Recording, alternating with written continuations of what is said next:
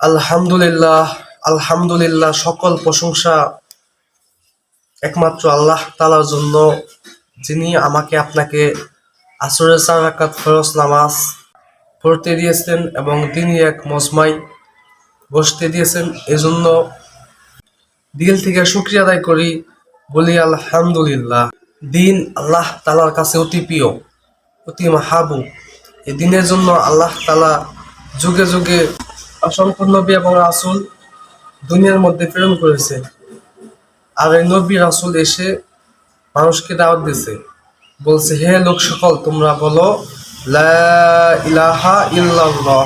যারা এরকম ভাবে কালেমা পাঠ করছে, আল্লাহ তাআলা তাদেরকে দামি বানায়া দিছে। আর যারা কালেমা পাঠ করে নাই, আল্লাহ তাআলা তাদেরকে ধ্বংস করে দিয়েছেন।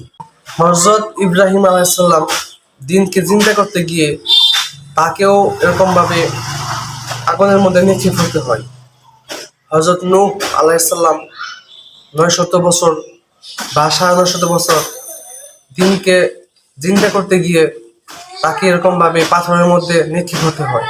হযরত ঈসা আলাইহিস সালামকে যখন আল্লাহ তাআলা আসমানের মধ্যে উঠিয়ে নিয়ে যান, তখন 600 বা 650 বছর দিনের কোনো দাওয়া ছিল না।